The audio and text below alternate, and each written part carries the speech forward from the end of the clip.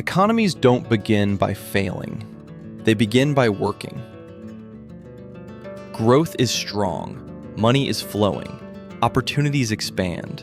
From the outside, everything looks like it's moving in the right direction.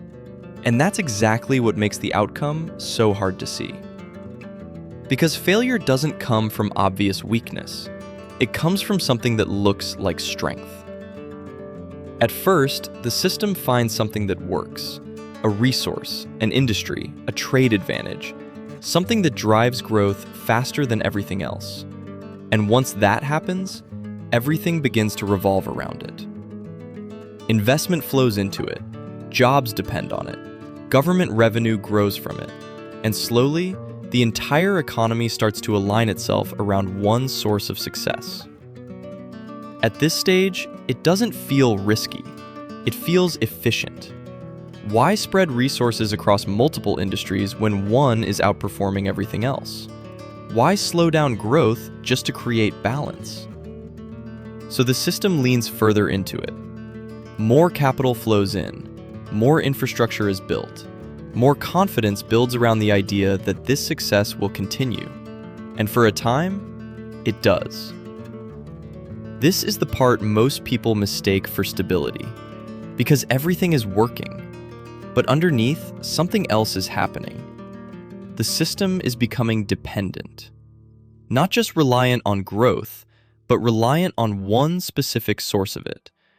And the stronger that dependency becomes, the harder it is to step away from it. Because now, changing direction doesn't just slow growth, it threatens the entire system. This is where the real risk begins. Not when things are weak, but when everything depends on them staying strong.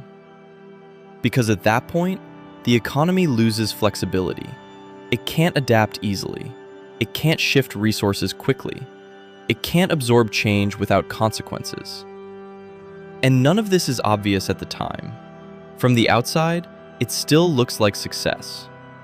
This is exactly what happened during the silver crisis of the 1870s. For decades, silver had been one of the foundations of global trade. Entire economies relied on it, not just as a commodity, but as money itself. Countries built their systems around it. Trade was conducted with it. Wealth was measured in it. Stability depended on it. And because it worked for so long, no one had a reason to question it. But slowly, the system began to shift. Major economies started moving away from silver. Not suddenly, not all at once, but enough to matter. They transitioned toward gold, more stable, more controlled, more aligned with their long-term goals. And as they did, something critical began to change. Demand for silver started to fall. At first, it wasn't obvious. Trade continued. Systems kept functioning. On the surface, nothing appeared broken. But underneath, the foundation was weakening. Because when an economy depends heavily on something, it doesn't just benefit from its success. It becomes exposed to its decline. And the moment that decline begins, even slightly, the entire system starts to feel it. This is how failure actually starts. Not with collapse, but with a shift that most people don't notice. Because everything still looks like it's working, right up until it isn't. At first, the shift away from silver didn't feel like a crisis. It felt like a transition. Major economies were adjusting their systems, moving toward gold, stabilizing their currencies, strengthening long-term control. From their perspective, it made sense. But for the countries that depended on silver, it changed everything. Because when demand begins to fall, the effects don't appear all at once. They spread. Prices start to weaken, not dramatically, just enough to notice. Then a little more, then a little faster. And slowly, the value of the thing holding the entire system together begins to slip. At this stage, it still doesn't look like failure. It looks manageable. Governments assume it's temporary. Markets adjust. Trade continues. There's still confidence that things will stabilize. But the system is already moving in a different direction. Because once value begins to decline, pressure builds in places that aren't immediately visible. Exports become less profitable. Revenue begins to shrink. The same output no longer generates the same return, and that creates a gap. An economy built on past prices is now operating in a new reality. During the silver crisis of the 1870s, this gap continued to widen. Countries that relied heavily on silver suddenly found themselves earning less from the same level of activity. Their currencies weakened, their purchasing power dropped, and their position in global trade began to shift. But the system didn't adjust immediately. It couldn't, because everything was already structured around the old conditions. Spending commitments remained, trade relationships stayed in place. Financial systems continued operating as if the foundation hadn't changed. And that's where the real problem begins. Because when an economy can't adjust quickly, it starts compensating. More pressure is placed on production, more reliance on the same failing system, more effort to maintain what used to work. But that only deepens the exposure. Because now, instead of adapting to the change, the system is trying to resist it. And resistance in a shifting environment creates instability. Currencies tied to silver began to lose value against those tied to gold. Trade imbalances increased. Countries found themselves at a disadvantage in global markets, not because they were producing less, but because what they were producing was worth less. This is where confidence begins to change. Not collapse, not panic, but doubt. Investors hesitate. Trade partners become cautious. Governments start to feel the pressure, not from one direction, but from all sides at once.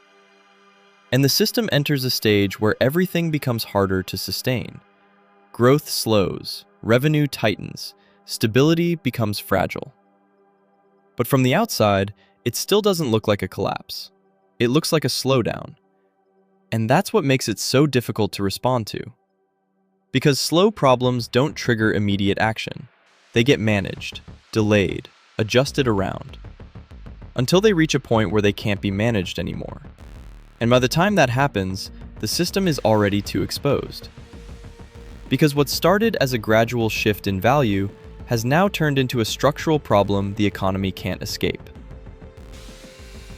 By the time the collapse becomes obvious, the outcome has already been decided.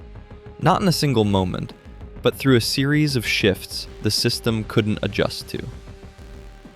What makes these failures repeat isn't the specific resource or the specific country, it's the structure. Because the moment an economy becomes dependent on one thing, it also becomes vulnerable to losing it.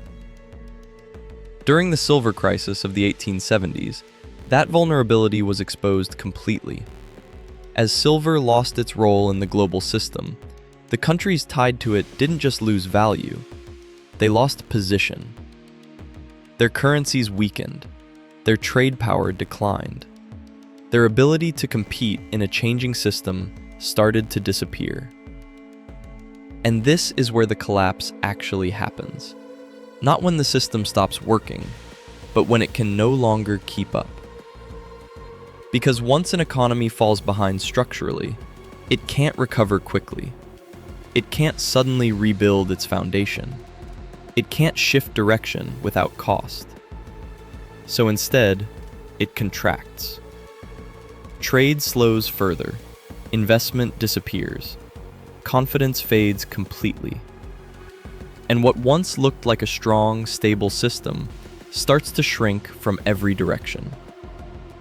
This is why these collapses feel sudden, not because they happen instantly, but because the pressure builds quietly for so long, until the system reaches a point where it can't absorb any more change. And then, everything moves at once. Currencies drop faster, trade relationships break down, economic activity contracts sharply. And by the time people recognize what's happening, there's no easy way to stop it. Because the problem was never just the decline in silver, it was the reliance on it. That's the pattern. An economy finds something that works, It builds around it. It depends on it.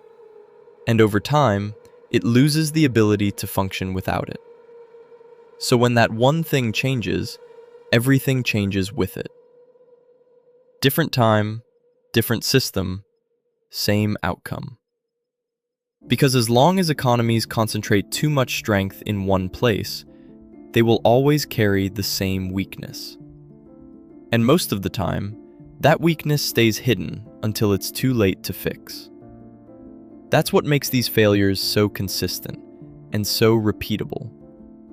This is what empire economics is about.